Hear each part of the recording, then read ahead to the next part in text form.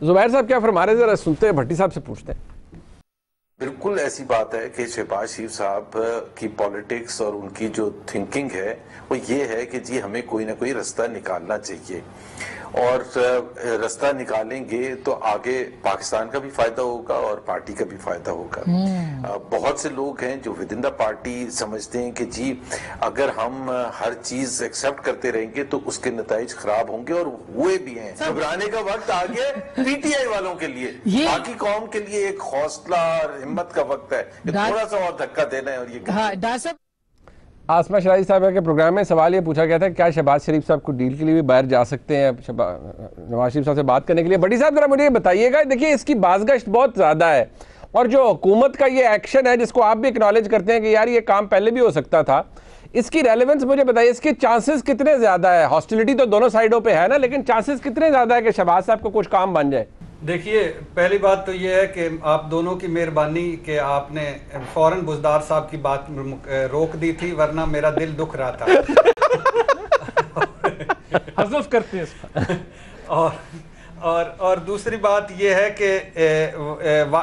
میرے لاجیکل بھائی جو ہیں مجھے بڑے پسند ہیں، بھائی اپنے عطا تارڑ صاحب میرے علاقے کے بھی ہیں،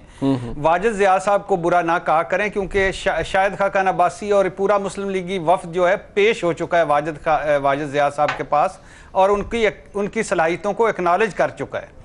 تیسری بات یہ کہ ایون فیلڈ جو کیس تھا اس میں 5 اعتراضات اٹھائے تھے سپریم کورٹ نے جب ضمانت دی تھی اسلام آباد ہائی کورٹ نے،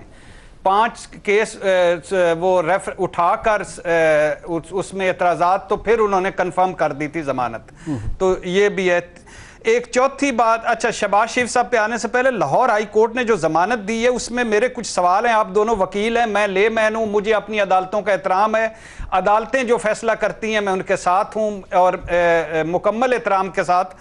اچھا انہوں نے کہا شہباز شریف صاحب نے رشوت نہیں لی، کیس تو ابھی چلا ہی نہیں ہے، کیس تو ابھی ضمانت ہوئی ہے، اور 110 گواہ ہیں، اثاثے سب کے سامنے ہیں، وراثت میں 1 رمضان شوگر مل ملی تھی، باقی جو پاکستان میں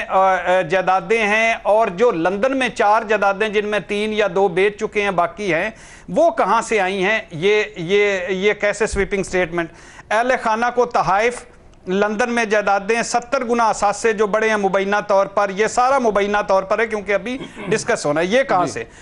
کیونکہ شہباز شریف صاحب سے جب پوچھا اہل خانہ کا، انہوں نے کہا مجھے نہیں پتا، بچے کیسے امیر ہوئے مجھے نہیں پتا، لندن جائیدادیں کہا قرض سے لیے ہیں اور بس اتنا ہی پتا ہے، پارٹی اکاؤنٹ میں ذاتی ملازمین کے نام پہ پارٹی اکاؤنٹ کیوں کھلے ہوئے تھے، 60 لوگوں نے کیوں پیسے ادھر جمع کرائے مجھے نہیں پتا۔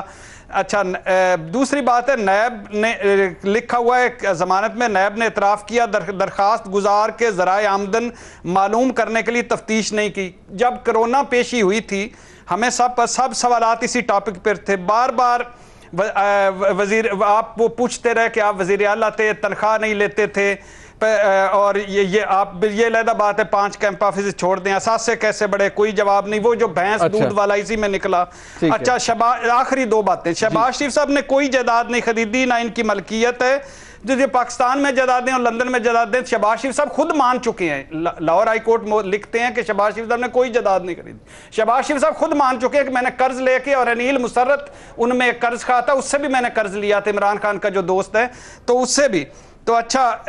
پھر انہوں نے عوامی نمائندے پر کرپشن کے الزامات سے سیاسی نقصان پہنچتا ہے، سر لیکن عوامی نمائندہ سیاست میں کاروبار کرے تو پھر بھی نقصان پہنچتا ہے نا۔ اچھا پھر آخری بات، غیر قانونی رقوم وصول کی، نہ اپنے اہل خانہ کے اثاثے بنائے۔ اچھا مجھے سمجھ نہیں آتی سی ایم سیکریٹریٹ میں نثار گل ڈائریکٹر کیوں تھا، ملک علی احمد ڈائریکٹر کیوں تھا، ملک مقصود کون تھا، منظور پاپڑ والا کون تھا، محبوب پھیری والا کون تھا، طاہر نقوی کون تھا، فضل دداد عباسی کون تھا، مسرور انور کون تھا، دبئی کی 5 کمپنیاں جن میں 2 زرداری صاحب کی بھی کمپنیاں شامل تھیں، جواب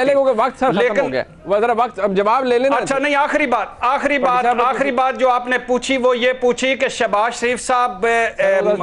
مفاہمت کے گرو ہیں، شہباز شریف صاحب کی اپنی سیاست ہے، جب انہوں نے کہہ دیا کہ میں الیکشن سے 1 مہینہ پہلے وزیر اعظم بن گیا تھا اور کابینہ کے نام فائنل کر لیے تھے، تو عمران خان صاحب کو تو ڈرنا چاہیے، اور وہ ظاہر ہے وہ اسی بات پہ وہ فوکس کر کے ٹھیک ہے چلیں منیب آپ کی ساری بات سے یہ بات طے ہو گئی کہ ان کو این آر او چاہیے، این آر او کے وہ بتا دیں طلبگار ہیں پہلے دن سے۔ کب مانگا اور کسے مانگا ہے؟ دیکھیں اچھا 2003 کی زبیر صاحب سے پوچھیں نا۔ 2004 کی ایک فرگسن کی رپورٹ ہے۔ فرگسن بہت بڑا ادارہ ہے دنیا کا، آڈٹ فرم ہے،